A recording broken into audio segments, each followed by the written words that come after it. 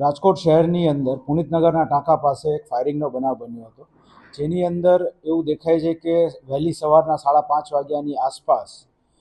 એક સફેદ કલરની ગાડીની અંદર અમુક ઇસમો આવીને ત્યાં ટોળામાં ઊભેલા કોઈ વ્યક્તિ ઉપર ફાયરિંગનો બનાવ કરે છે. હવે આ જે ફાયરિંગ થયું ત્યારબાદ તુરંત જ તે રાજકોટ શહેર પોલીસ વિવિધ ટીમો બનાવવામાં આવી હતી અને વિવિધ ટીમો બનાવી અને જે કોઈ પણ આરોપીઓ હતા તેની ધરપકડ કરવા માટે થઈને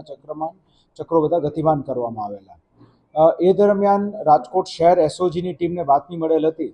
કે જે એફઆઈઆરની અંદર જે નામો દર્શાવેલા છે તે લોકો અમુક પર્ટિક્યુલર જગ્યાએ છુપાયેલા છે અને તુરંત જ તે એસઓજીની ટીમ દ્વારા બધા જ આરોપીઓની અટકાયત કરીને આગળ કાયદેસરની કાર્યવાહી હાથ ધરવામાં આવેલી છે. આ જે બનાવ બન્યો તેનું મુખ્ય કારણ એ હતું કે આજથી આશરે એકાદ માસ પહેલાં જે આરોપી જે છે એફઆઈઆરની અંદર દર્શાવેલ સોહિલ, તેને જે સામેવાળા પક્ષ જે છે તેમાંના એક પરેશ ગઢવી નામના ઈસમની સાથે ઝઘડો થયેલો હતો અને આ ઝઘડો થયા બાદ તે લોકો વચ્ચે સતત છેલ્લા એકાદ માસથી સોશિયલ મીડિયાના માધ્યમથી એકબીજાની સાથે માથાકૂટ ચાલુમાં હતી. આ દરમિયાન જે હાલનો આપણો મુખ્ય આરોપી છે એવો સમીર યાસીન ખાન પઠાણ, તેને પોતાના એક મિત્રને બોલાવીને અને છેલ્લા 8-9 દિવસથી અલગ અલગ વિસ્તારની અંદર આ સામેવાળા પક્ષ ક્યાં ઊભા રહે છે અને ક્યાં એ લોકોની બેઠક છે તેની સતત રેકી કરેલી હતી અને એ રેકીના અંતે જે બનાવ શનિવારની વહેલી પરોઢે જે બન્યો તે બનાવ બનવા પામેલો.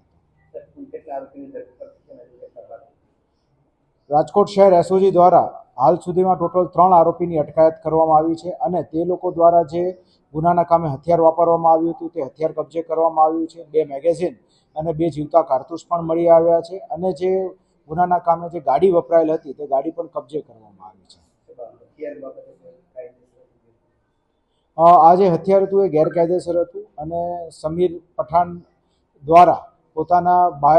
બહારના રાજ્યના કોઈ કોન્ટેક્ટ દ્વારા તે મેળવવામાં આવેલ હતું. આ બાબતની વિગતવાર તપાસ હાથ ધરવામાં આવી છે અને અન્ય પણ કોઈ પણ ગેરકાયદેસર હથિયારો અને તેવું હોય તો તેની બાતમી મેળવી શહેર એસઓજી અને ક્રાઇમ બ્રાન્ચ દ્વારા કાયદેસરની કાર્યવાહી કરવામાં આવનાર છે. આની અંદર જે બંને પક્ષો જે છે એ બંને પક્ષ ગુનાહિત ઇતિહાસ ધરાવે છે અને બંને પક્ષોને આદત છે કે ગેંગ જેવું બનાવીને અલગ અલગ વિસ્તારની અંદર કોઈને કોઈ અવૈધ ગતિવિધિ કરવી. તેઓની ઉપર રાજકોટ શહેર પોલીસ દ્વારા અનેક ગુનાઓ દાખલ થયેલા છે અને જે મુખ્ય આરોપી છે સમીર પઠાણ તે પાસામાં પણ ભૂતકાળમાં જઈ આવેલો છે. હાલ એ લોકો બંને જે બનાવનું કારણ છે તેમાં ખંડણીનો કોઈ બનાવ નથી, પરંતુ જે જૂની અદાવત છેલ્લા 1 માસથી ચાલી આવતી હતી તેના કારણે બનાવ બનેલો ધ્યાને આવેલ છે.